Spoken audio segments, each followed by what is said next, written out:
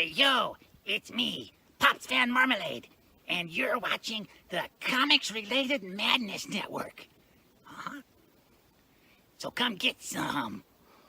CromCon. CromCon.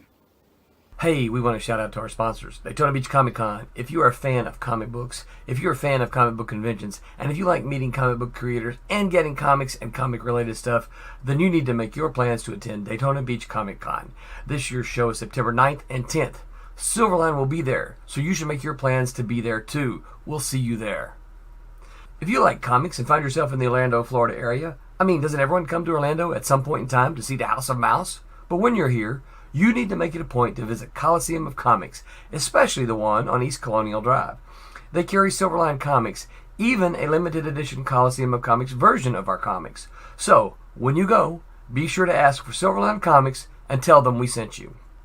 OCD stands for Orlando Collector Deviants. OCD, Steve and Trish, they're a family of geeks who promote geek things, particularly those around the Orlando, Florida area. They're big supporters of Silverline, and we think you should be supporters of theirs too. Go give them some love. If you are an independent comic book maker and you need to get your independent comics made, you need to look no further than Kablam Digital Printing. They print our books, and they do a bang-up job. They're not only trusted by Silverline, but many, many independent comic book makers. Head on over to kablam.com and see for yourself just how easy it is to have your comic printed by them. And tell them Silverline sent you. Hi, this is Tim TK, host of That Silverline Show on Tuesday. Join us at 11 p.m. Eastern, 8 p.m. Pacific every Tuesday night as we discuss pop culture and the joys of making comics. Hi, I'm Barb Kilber, co-host of Silverline's Wednesday Wham. Join us each Wednesday night as we discuss comics, literature, movies, and anything else that may catch our attention. I'm Roland Mann, and I host Silverline's Silver Sunday. Join me every Sunday at 8 p.m. Eastern as we make mine Silverline.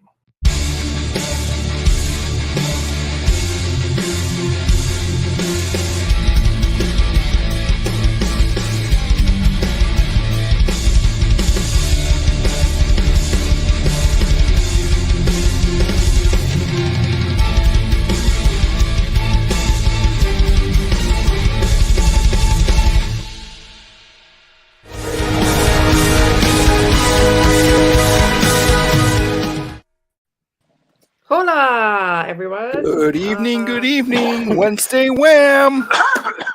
Hey, Mike. What day is it? What? It's Mike. day. It's hump day. It's a commercial down here in the States, Martin. I don't watch enough TV. Actually, I don't watch TV at all, so I watch YouTube. It's a talking camel. Oh, okay. Talking camel. And he comes and goes, Mike. He's in an office. Mike. What day is it? And everyone in the office is going, oh, he's doing it again. Oh, dear. That's It's hilarious. Wednesday. It is Wednesday Wham! That's Barb Kalberg up there, the Empress of Inks. Below us, we got Twilight Grim artist Rob Davis, the venerable Petzler, who's the two of them are working on a mystery project, which we keep trying to dig out of you guys. We've shown a couple of pictures and stuff, but yeah. No can do. And I'm the guy who colors stuff. I color Wolf Hunter. Wolf Hunter 2 is now pages are starting to go up onto the server, so look for that. And it's cool. Yeah. And I'm trying to make the colors as exciting as possible, so that you guys have some sort of a visual feast to look at. The art in the second book is absolutely brilliant. Not that the art in the first book wasn't, but it's really well done. Love the style. It's kind of I don't know how to put it. A little more. I don't want to say cartoonish, but it kind of has Stylized. It has an animation, I won't say cartoonish, as an animation base, Okay. but it's really, really well done. I love it. So it's been fun to color. So, but hey, artists out there, close your gaps. I just finished page 17 today, coloring Divinity number 4, which leaves me 5 pages to go. to finish coloring it up and get it. Is that the first story arc? Yeah, Is we'll that finish off the completion of first story arc. Right, in a running series. I'm not going to do like some people choose to do 4-issue minis and then renumber them starting with the next 4 pages. I'm not doing that. I'm just That's why I next said it issue is as I number did. 5. As a story Yep. arc. So it's just an arc. Yeah, in a long running story. Right. So yes, thank you. I love that cover. Jeff Johnson cover, one of my favorites of all time. Yep. That one kicks. Yep. Yes, so, ladies and and gentlemen, that's Silverline, Divinity. That's my Now, best-selling cover too. And it's an award winner. Oh wow! And so now did this make it to the book the comic book stores? This one? No, it has not been solicited yet. Not been solicited yet. So yeah, and it won't be until I finish number 4. Right. Okay. So because they want to. All right. Have, so that'll be sometime this year though. Yep, and Probably number 5 is 2/3 of the way through being penciled. Nice. Cool. And I just done a rough edit on number 6's script. So I'm a busy gal. Mm-hmm. And how's the secret project going there, Rob?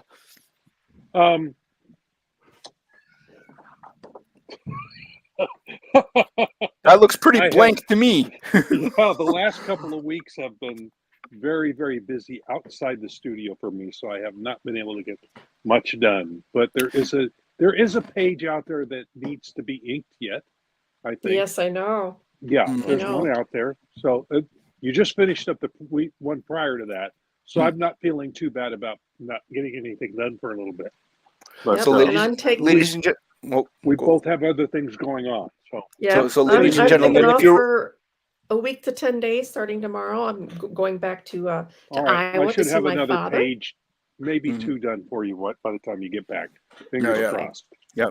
So actually, people, so you know that was actually a finished page. That was polar bear vampires in a snowstorm. That's right. That's right. Yeah. And they hadn't attacked anybody yet because there's no red on there yet. That's right. That's right. They're slathered in mayonnaise. Yeah. Oh. Yeah. Yeah.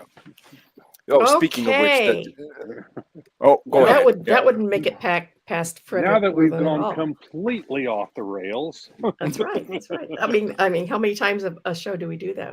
Every time. At least 2. Usually many more. Tonight we are going. It's seduction and censorship.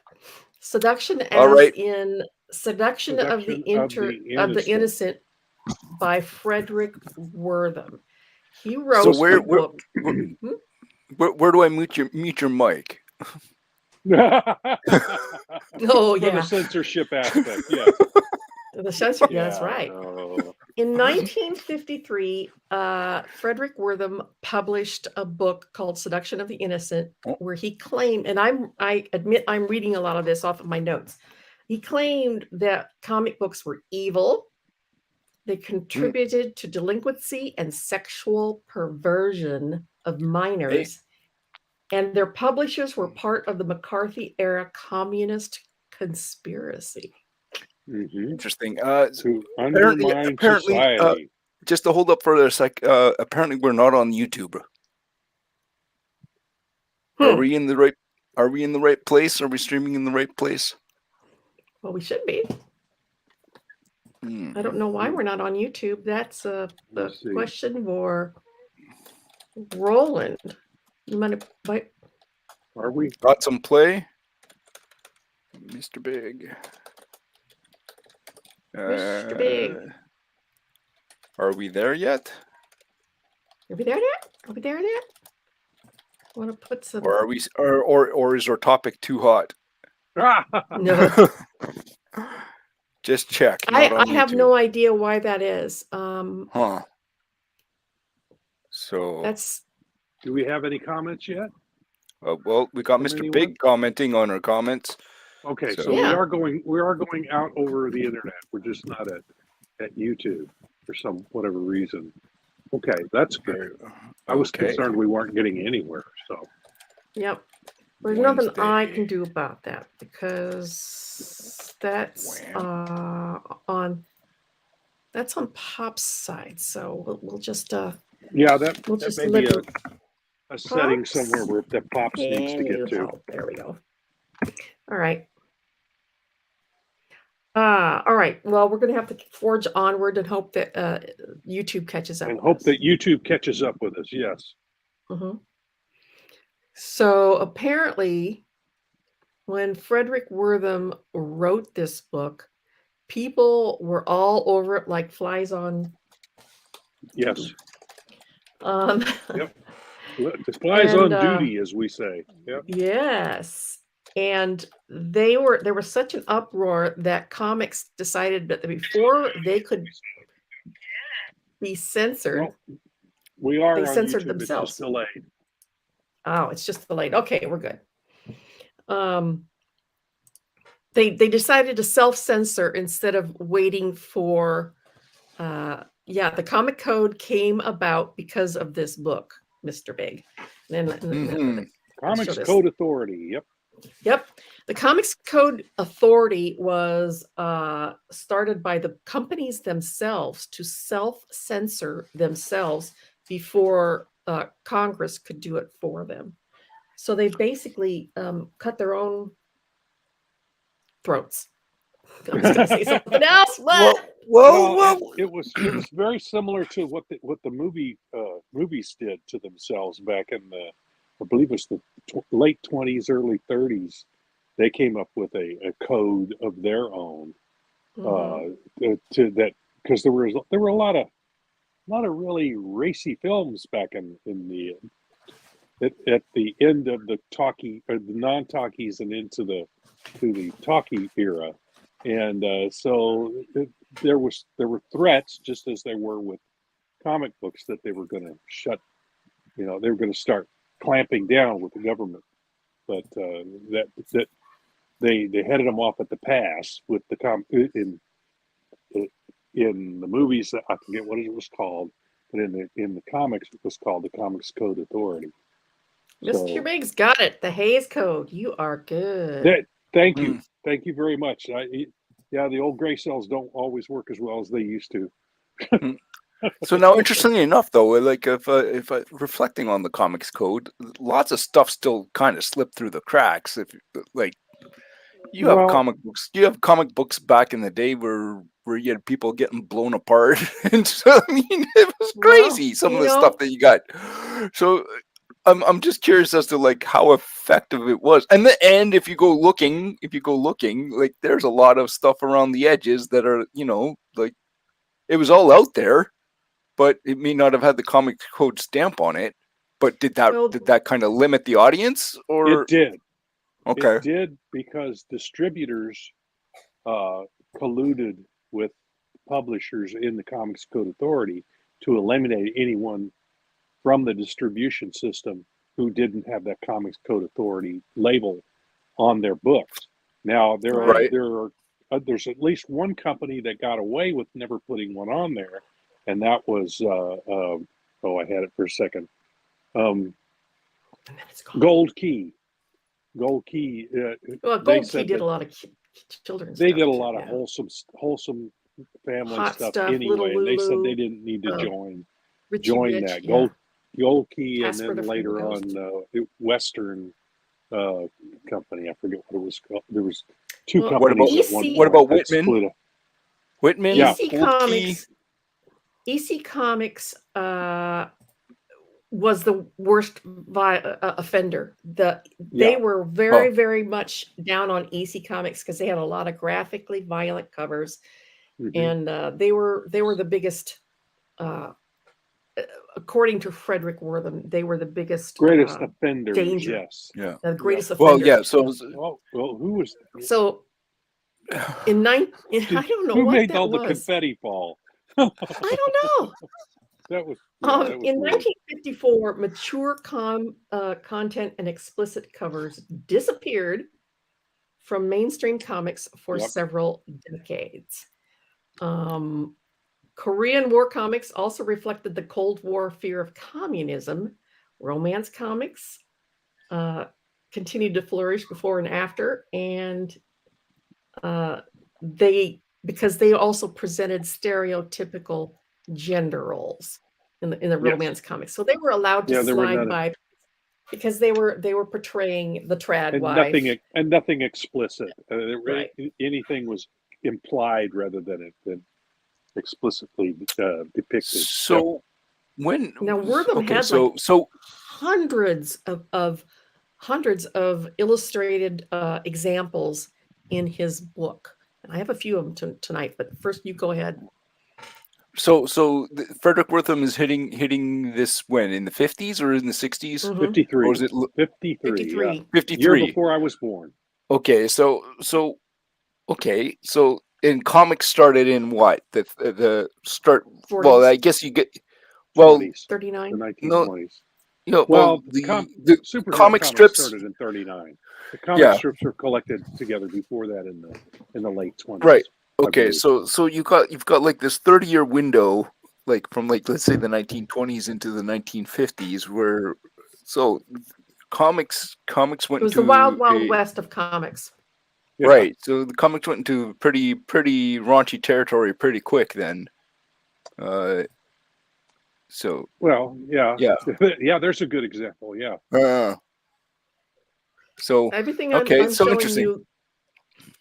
I'm showing you was presented in Wertham's book as an example of corrupting the youth of yesterday, right, with either sex, violence, don't say rock and roll, or even examples of how to become a juvenile delinquent. And right. and the sex also included lesbian and gay themes that he saw. Doesn't necessarily mean anybody else saw. I think it said more about him than anything else, but yeah.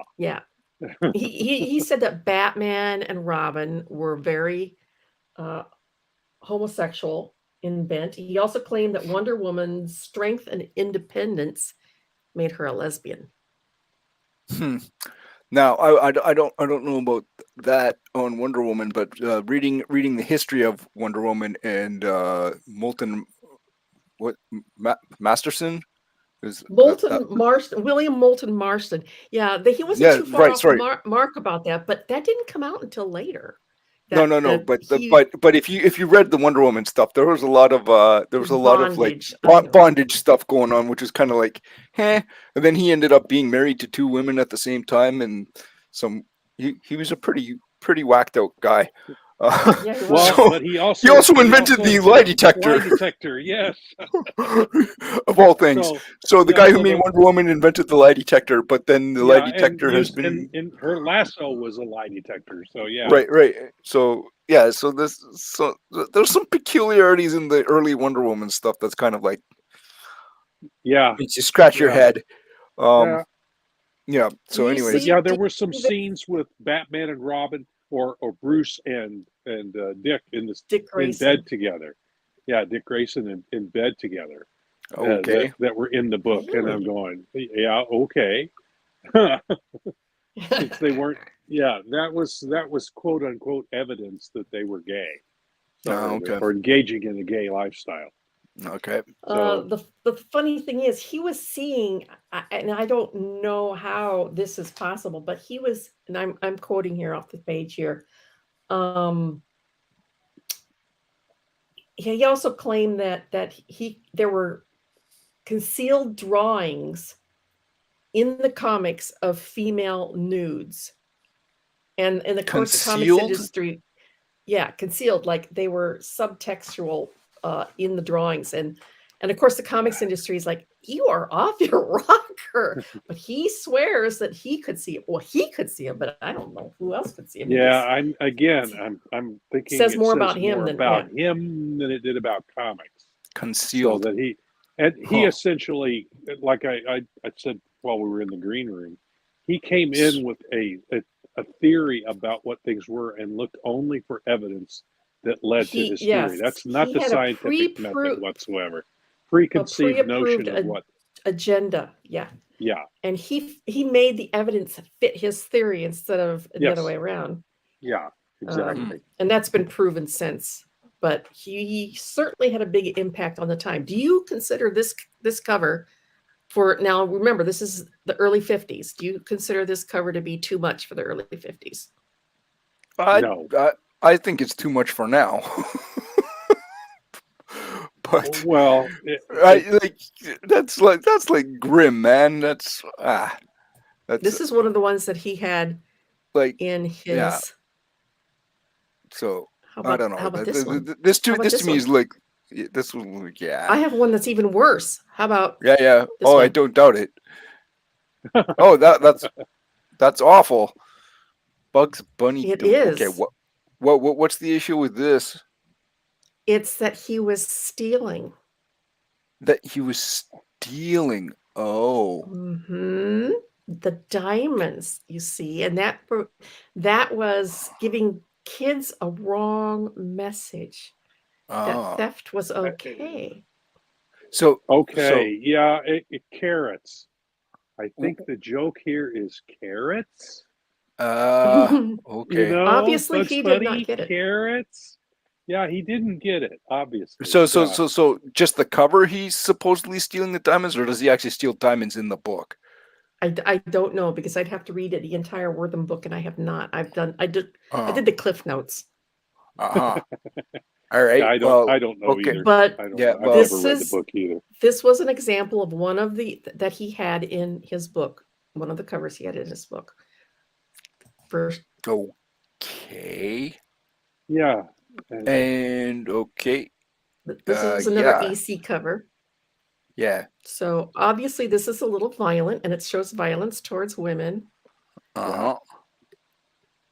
So I mean, EC did have a little bit of a reputation for being out there and risque, but I think he was. Yeah, I think part of the biggest problem I have with his whole thing is that comics were only for kids.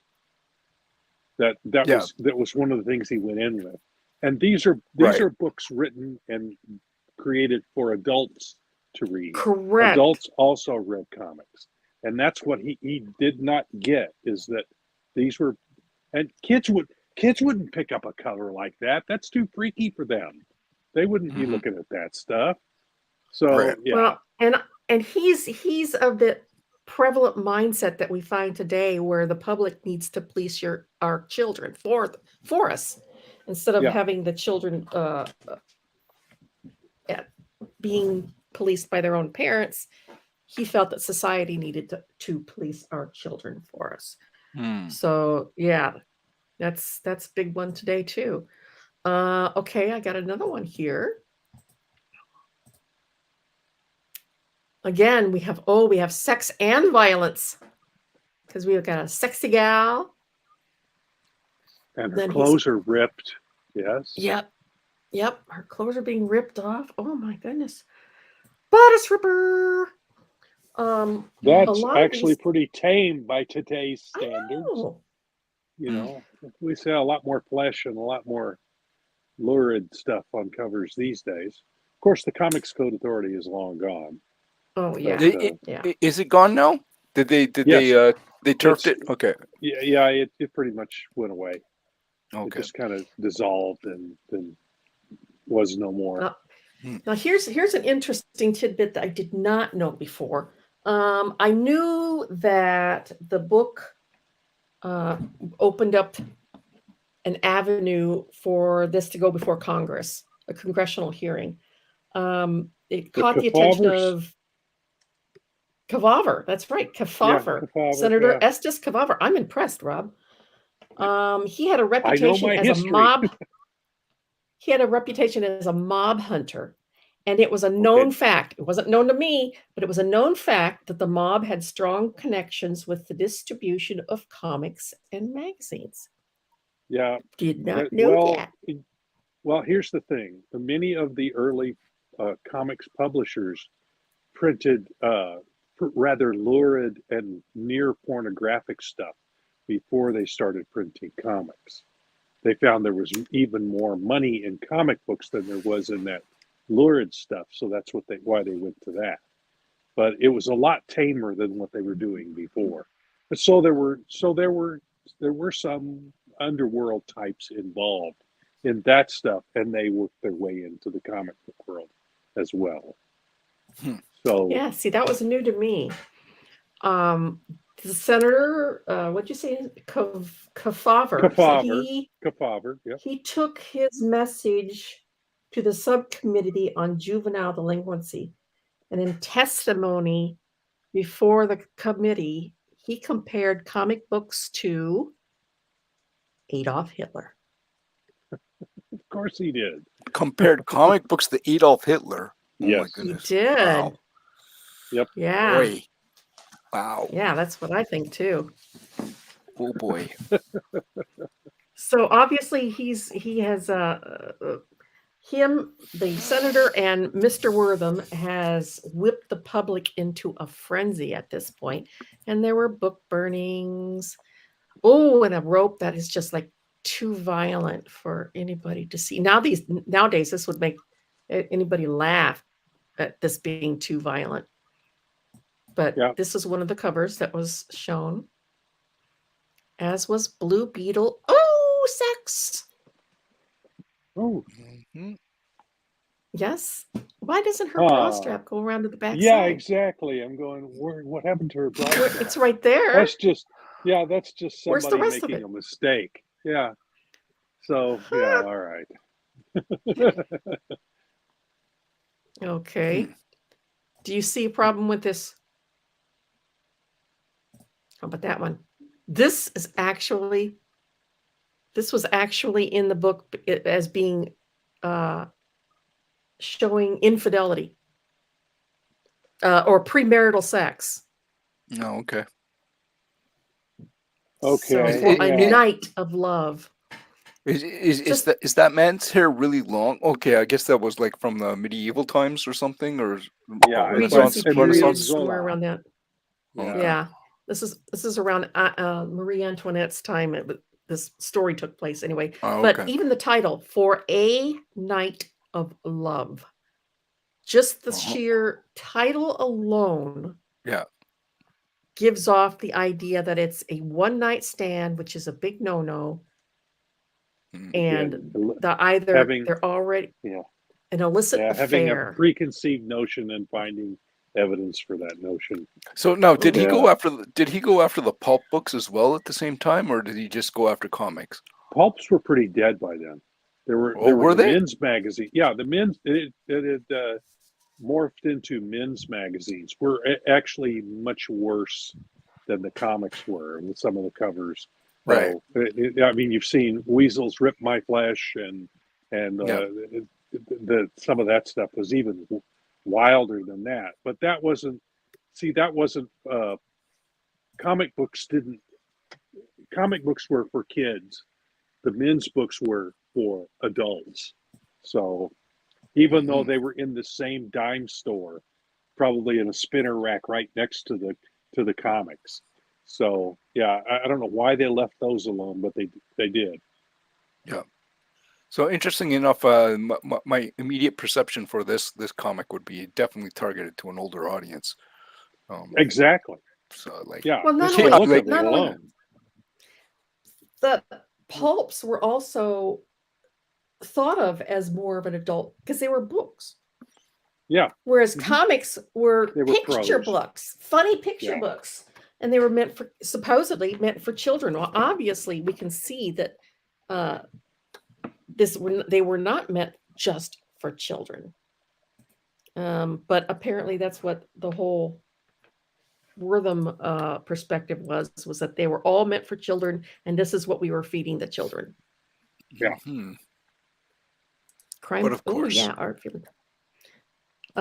So anyway, the hearing kicked off in front of Congress, and by summer, 15 publishers went out of business. At EC Comics, only Mad Magazine survived. So it effectively put EC out of business. Yeah, Because it turned from a comic to a slick magazine, even though it was still illustrated like comics were. Teenage so it seemed to be the Wertham's thing seemed to be going after EC Comics specifically, because it was like any comic with the following words on the cover are not allowed: murder, shock, suspense, or I'm not sure suspense, but Suspense, like almost suspense anything was with those. allowed. Yeah. Yeah, but almost anything that was kind of like certain words were like banned from being on the cover of a comic.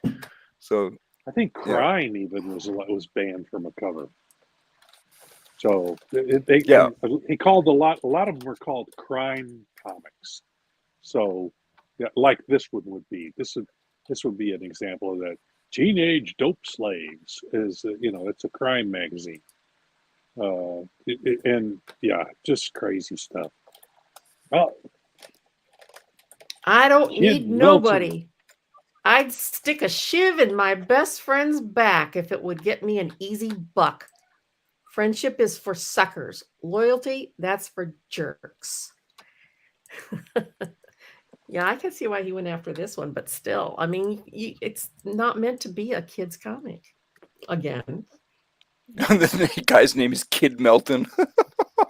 Yeah, exactly. Kid. Yeah. All right. Interesting. Wertham also opined that comic books taught children how to misbehave. Boy, my kids learned that all on their own. I hate to say this. Yeah. They didn't need comic. I was a comic book artist, and they never read comics. My own kids did not read comics because I guess they were immune because they were all over the place here. He claimed that lurid images of violence, crime, and sexual perversion could hijack a child's imagination, indoctrinating and conditioning children to imitate the depraved panels that they saw. Martin. Yeah. Daddy Martin. What's your opinion on this?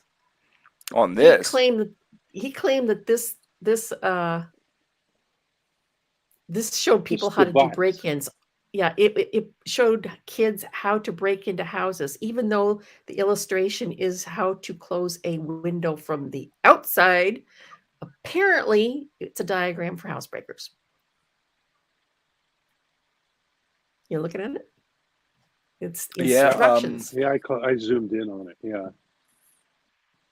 Yeah, it's a diagram to locking a door from the window from the outside. So obviously this is not breaking and entering. Yeah, this is but leaving and going. Fixing and leaving. But he says it's a diagram for housebreakers. Yeah, I don't know. Yeah. I'm on the fence on that one. That's yeah. Does it say what that's from? Is that from a comic book? It's from a comic book. It had to be. Huh. Yep. Interesting. All right. So here's another one. I can obviously see that this one might be a little risque. Not any more risque than the 90s gals that we had. Oh my word. Which wore butt floss all the time. Or as my mother used to say, 2 bandages and a cork. Yeah. Not far off. So yeah, this was a big one that he had issues with. I am going here's another one. Yeah, that one easy. I have a little trouble with that one. I do too. Even for adults, that's a little much. Yeah. A lot of these are crime. The first one where the head was chopped off by an axe, I thought was a little bit much. So, yeah. I mean, just like, yeah. So, okay. Another now crime story. That's it. Is his head getting blown off? Yes. Oh yeah, look up there. That's a little much too. Yeah. Yeah, but I these mean, I are mean, not children's books. These are Yeah. Well, that's Yeah, the crime, whole true point. crime Yeah. stories. yeah. Yeah. Huh. And they were never meant to be children's books, but he said that they got into children's hands anyway. Now, as odd as it's going to sound, that's a spectacular art. It's Yeah. really It's well well done. drawn. It's Yeah. very It's well beautifully done. drawn, but it's a It's gruesome very subject. yeah. Yeah. Uh, Yeah. And that's a little too graphic. They suc- A photo cover. they Yeah. succumbed to temptation. This is the story of youth gone wrong and the penalties hundreds of pretty girls have to pay when they allow themselves to fall victim to unscrupulous men. Oh, the punishment they have to pay for allowing themselves. Get that? I love that. For allowing themselves to fall victim to unscrupulous men, because it's all the woman's fault. Their own wayward emotions and the other hidden pitfalls of sensation crazed society. I don't know about you guys, but I've never allowed myself just to fall victim because I wanted to be a victim. I don't know. But yeah, that's another one. Yeah. So, interestingly enough, I looked up this For Night of Love on my comic book resource. And I flipped through some of the stories, and in a sense, it's more of like, why would you? The people who are portrayed in the book is like, why would you ever want to be like this? Is more how the comic comes across. Yeah, exactly. So the first story in that book is a lady who said this man was man is in love with her, and he comes to visit her, and then he sees a man dead on the ground behind us is her sofa. And she says, he was my lover, and he fell over and he hit his head, and now he's dead. Can you dispose of the body for me, and then you can come back? And you're like, oh my goodness, what is going on? This is insane.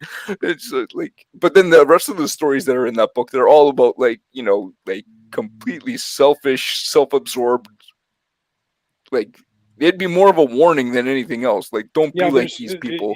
In what we're talking about, we're not defending these particular books. Yeah. There were some No. There were some offensive books out there. Yeah. But they were for adults. They were for kids. Yeah. But reading it, you just kind of like, there's no way you'd want to be these people, or you'd want to emulate them in any way, shape, or form. I think they were more kind of like, yeah, no, stay away from this. So, reform schoolgirl. Yes, reformed schoolgirl who allowed herself to be taken advantage of. I'm going to read you a quote now from Harry Mendricks. He did a study on the book, Fredric Wertham's Seduction of the Innocent, and what of all the stuff that he had to say for it, had a really good article on it. This I picked out as being the most significant. He says, I had also understood from secondhand sources that Wertham really did not have scientific evidence to back up his claims about the link between comic books and juvenile delinquency. But the whole idea of reading this book was to allow Wertham to, in effect, plead his own case. I knew that Seduction of the Innocent was written for the general public, but I still expected a well-ordered and reasoned presentation.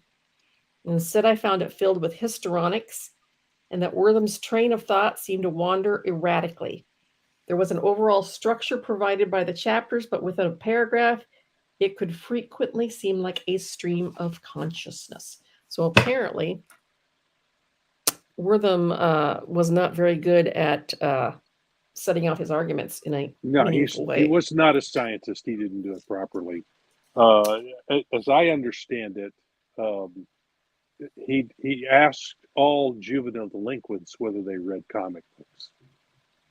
That was his proof that comic books caused juvenile delinquency, because all juvenile delinquents read comics. Now, if he'd have gone around the general public, asked adults and other kids if they read comics, he'd have gotten the same answer. But he only went to juvenile delinquents and asked them.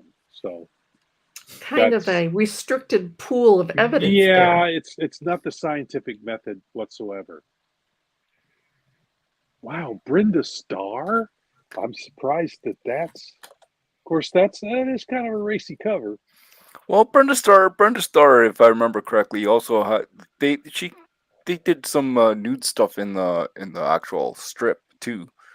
I think. Nothing explicit, but yeah, it was suggested, and yeah. Yeah, so it was a little bit more of an edgy. But Risque. no, interestingly enough, in like I don't know about North American comics, but like Modesty Blaze over in Europe, like in the comic strip that they would run in the paper, they would have, you know, full blown changing shots where she'd be taking off her clothes and be topless in the whole 9 yards.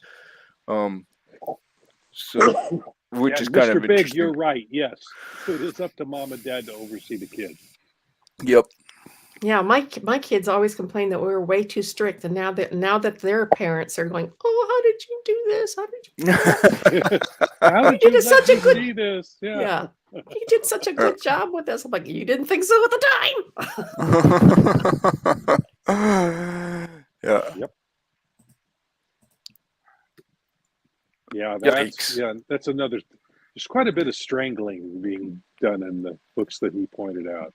Is that underwater too? Is that bubbles coming up? It looks like it. Yeah. Yep, looks like underwater. Maybe it's underwater. So yeah, because I see the seaweed in the background. Yeah. So I'm going to make a suggestion. I think Fredric Wertham had a point, but I think the way he went about making his point might have been a little bit overblown. So,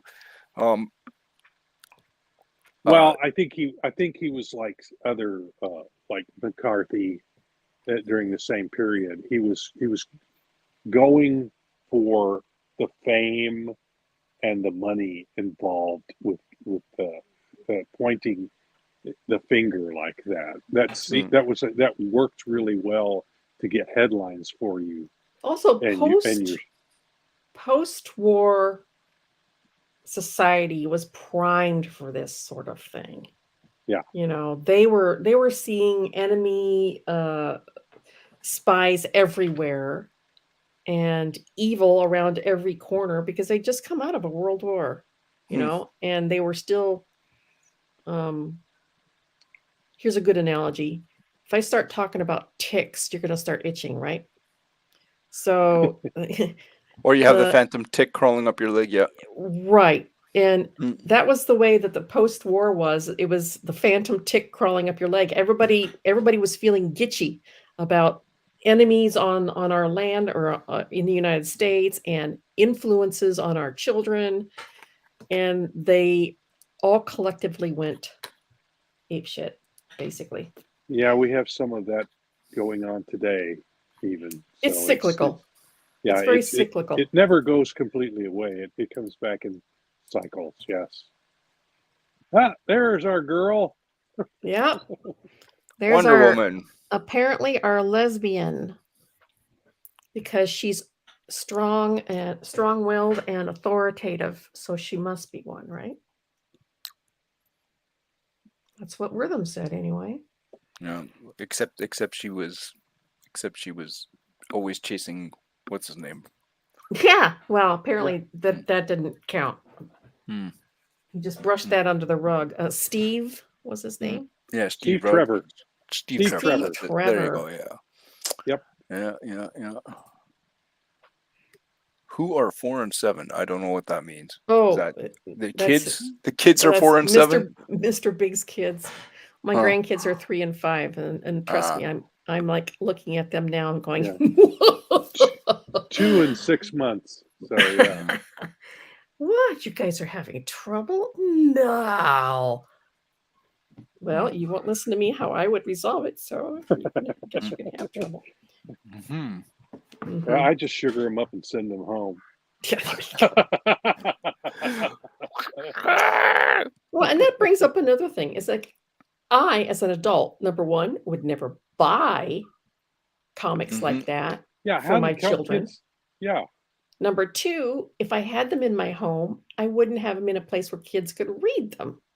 Mhm. So how Yeah, how it was the comic book company's fault that this was going on, and that it was causing these things when parents could and should have been intervening at this point. But it got everyone in a lather, especially almost everyone who had never read a comic book got into a lather about it. So suddenly, funny books, as my parents used to call them, were evil. They caused juvenile delinquency. And oh my gosh, juvenile delinquency was a horrible thing back in the 50s. Oh Even yeah, though you really couldn't define what it was. Pony Boy. Yep. Mind control, MK Ultra. Okay. I know there was a lot of silly theories running around, like Fluoridation in the water, and that was a communist plan. Area 51.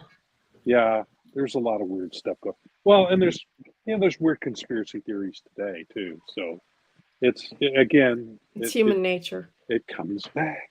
It goes through cycles. It's very cyclical. Yep. Do we self-censor ourselves now?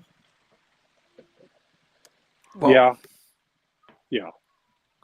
Well, that's when I'm doing a mainstream comic book. Yeah. Well, now, I did Scimitar, which was back in the 80s, which was very racy, and in fact was in a couple of issues was explicit. So, but in the stuff that I do for mainstream comic books, I self-censor. I inked some stories for Xenophile, which was a triple X-rated comic. Right. Yep. Okay. So now I'm gonna ask a question about self-censorship. Well, number one, it's not censorship when you do it yourself. Well, yeah. Well, so that's kind of what I'm getting at. Is like, okay. Well, is it that you're really so when you're presenting certain types of content, is it really that you're self-censoring if you decide that you're going to I'm going to make this, I'm going to make this way instead of that way? Is it really, or are you actually just meeting the demands of the audience and the demands that are required of you from your publisher, right? So I mean, like if Silverline asks us to produce a certain type of book, you're not going to stick certain things in the book because that's not required of you, right? So it's not really, you're not really censoring yourself, right? Okay, so now I have. Go ahead. I have a counter. Yeah. So, but let's say now there's where you decide that you want to go into a different territory in a different space, and you decide that you want to produce certain things. Now you could decide that you want to take something to one extreme or to another extreme, and then you might decide like, you know what, I don't think I want to push it that far. I don't want to take it to this place. I'm going to go over here instead. That might be a form of self-censorship. So I don't like self-censorship is a weird paradigm. So go ahead, Barb. What are your thoughts on that? I think it's self-censorship when you are afraid to be canceled. Okay. You have an idea that you would like to do, but if you put it out there, you are going to have the wrath of a ton of people come down on you. And are you prepared to handle that? Right. I'm not talking about myself, okay? Because I have my own book, and I know exactly how far I want to push it. I want to keep it equivalent to what you see on nighttime TV. You're aiming it at a certain audience, right? But that's the difference. Say you have a controversial subject that you want to. Are you prepared to throw it out there and get canceled, or are you going to censor and go a safer route? Okay, so you took that into a slightly different direction than I was expecting, because I was thinking specifically in like the explicit content kind of approach. but you've brought up a very interesting point, which is maybe it could be political, or it could be social, or it could be just a topic that is controversial in general. So Sure, there's now, plenty of there's plenty of taboos out there, Yeah. social taboos, incest, Right. bestiality, stuff like that. right, Are you want to go in those waters, or are you going to Yeah. censor yourself? well, if those are things that you don't, I think that you gets don't into even the area of touch. illegalities that Well- I don't want to get thrown in jail. Right. I Well, think so, it's- but the other yeah, side of it is, if because- those are not even topics that you touch in a general way, I mean, like, not doing them is that censorship, or is that just like it's not stuff Common you do, sense. So It's just not now, good. now, if you're a person who's into that kind of stuff, like, God help you, but if you decide that you're going to not do it, so There- self-censorship, There then, are like, limits to I don't free know, that's- speech. yeah. There are limits to free speech. So, yeah. So yeah, I mean, it's against the some of the things that Barb mentioned earlier are against the law. So Yeah. no, not going there is more or less self-preservation. If you Right. don't So wanna what go to what if jail. you? All right. So where's the line? What if you wanted to show violence towards women? If Yeah, there's- right. It's So- not illegal. And here's the thing: if there are no consequences from it in the comic book, if it's just shown as violence against women, and that the person who commits that violence has no consequences about those actions, that I have trouble with. I don't want to go there. Now, if in fact, I actually drawn a comic book that has that very thing to it. A woman is ravaged and or killed nastily, but the bad guy, the guy that perpetrated it, pays the consequences before the end of the book. That I had no problem with, as long as we see that the bad guy doesn't get away with it. I have no problem with it. It's when it's just shown for titillation and that sort of thing that I have a problem with it. How about anti-Semitism or anti-LGBTQ? And those are all things that are out there, and again, there have to be consequences for it. I don't think there's a problem with depicting it. I think there's a problem if it's depicted without any consequences for those actions. See, that's your own personal opinion, and that, by the way, Yes, that's and it is. my opinion as well. That is But my personal opinion. there's a lot of people out there that wouldn't have your morals, and they would do it anyway. True. Without consequences. And if they're willing to do it, there's no saying that they can't do it, except In for the fact, fact that they're going to have to put up with their canceled. readers or their peers canceling them. Yeah. So So they get the consequences instead of the bad guy. Yeah. Well, so yeah, so then you get into Thanks, Mr. Big. This is now starting to veer into interesting territory, which could take weeks. Yeah, well, this discussion could go on for hours. You could get into subjective morality, objective morality, and the philosophy and the whole nine yards. well, Martin, you have your next topic for your next show. Yeah. Yeah, and then like now we're getting into the First Amendment area, where you can do those things as long as it doesn't depict something that's illegal. You can depict it, but in my personal view is that I would not do it if there are no consequences for the person perpetrating the problem. I want to. But isn't canceling a form of censorship? Yes, it is. Absolutely. And I think wokeism has taken things to an extreme. Well, so in a weird way, that's a strange form of puritanicalism but in a different way. Yes, but I think it depends on how you talk about censorship. True censorship is done by a government. Right. Otherwise, it's essentially a boycott. Right. Backlash. Which is a whole Right. different thing. Right. So and this is where the free market I think is a good thing, Exactly. because you produce the thing, and if people don't buy it, they don't buy it, and if people do buy it, they do buy it, and so but you gotta allow the ideas to exist, and let the ideas fight with each other without getting to the point of violence. Suffer the consequences of right. If they cross the line into illegality, then they could go to jail for it. Right. Convicted and go to jail. If it's something that offends the sensibilities of a large part of the populace, they're going to react to it, which is kind of what Wertham was working on. Is getting people roused up about, and he trumped up a lot of his evidence. Yeah. But that's what he was attempting to do, was get people roused up about it and to do something about it. And his book was the earliest form of canceling. Yes, in a sense, yeah, mm-hmm. Of a sort, yep, well, absolutely.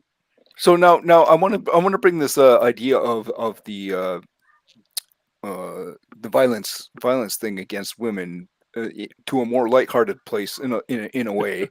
Well, I don't know if violence against women is ever lighthearted, but especially to the woman. You'll see where I'm going with this in a second. Just give me so because this brought up a very interesting notion. Like, so what about superhero books? Mm-hmm. Right. So you end up having like superheroes where they end up fighting with each other, and then you have the men like pounding the men superheroes pounding the women superheroes, and vice versa. And like, are there consequences? Like, it's just kind of like now, depending on some of the books, like DC, and I'm not sure exactly when, but in the might have been in the like 2010s era, they went into a very dark place.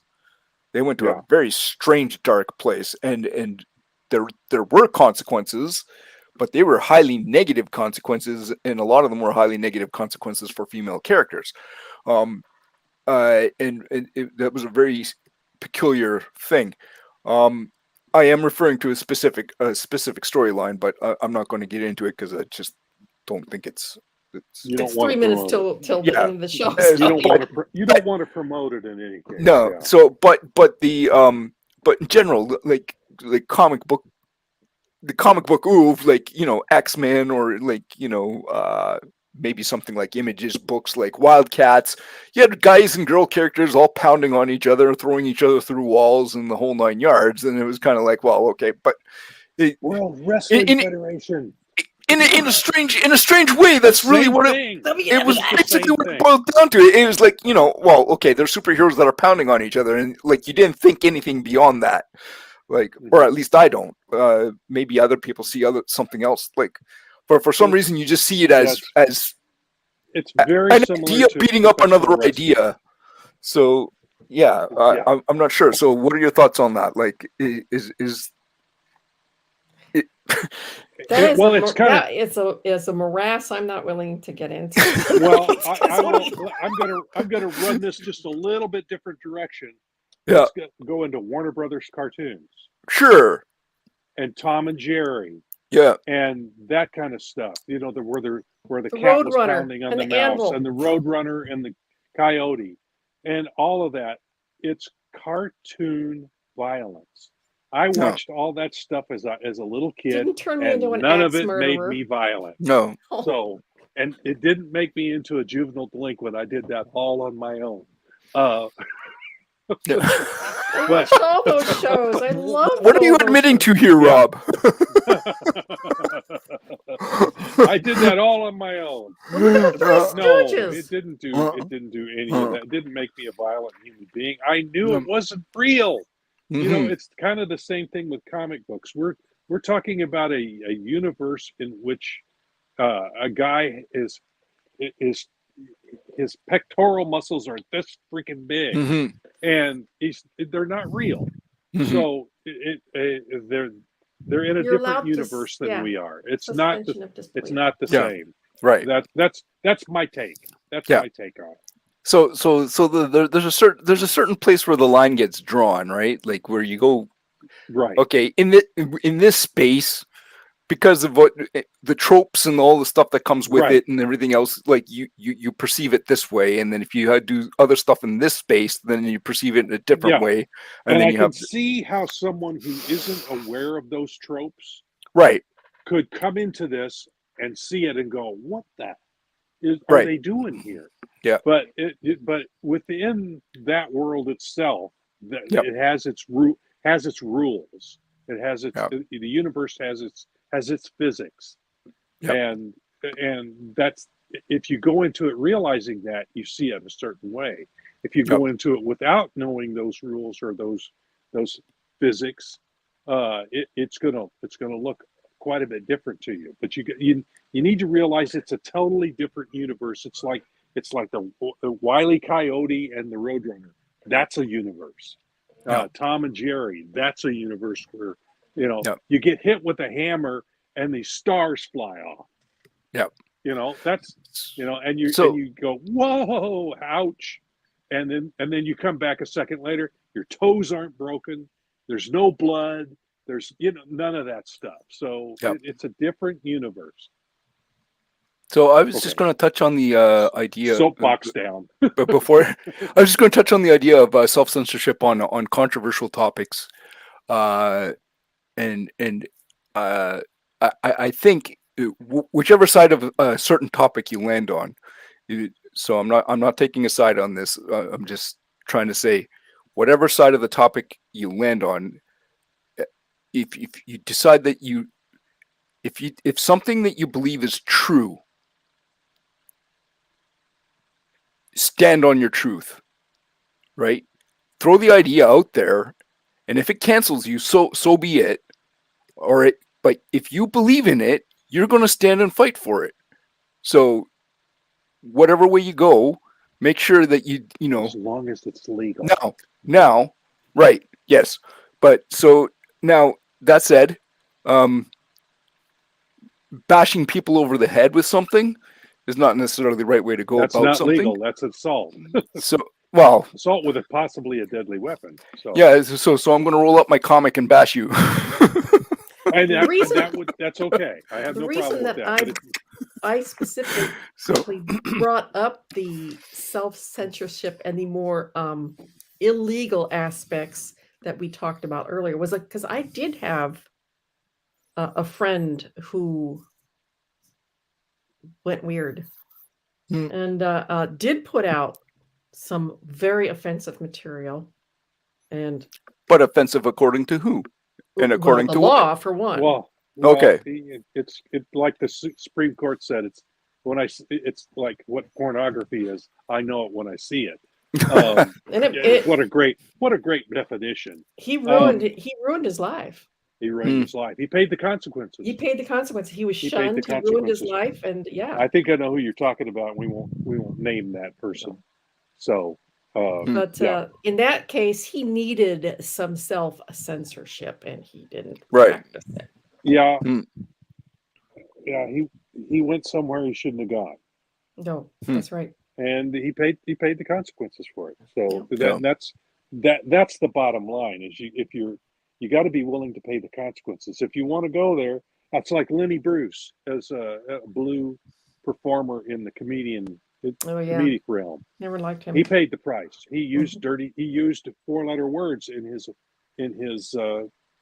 comedy routines, and he was arrested and thrown in jail many times. Now, if you go to almost any comedy demonstration in a theater these days, every single one of them is second nature.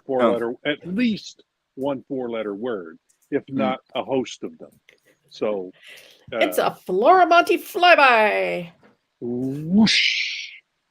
Well, you're our favorite too, Tommy. You're our favorite You're our flyby. favorite flyby. Yeah, you're our favorite frequent flyer. You're our favorite frequent flyer. But yeah. All right. But that's like Lenny Bruce. He stood on what he wanted, and he paid the price. He paid the consequences.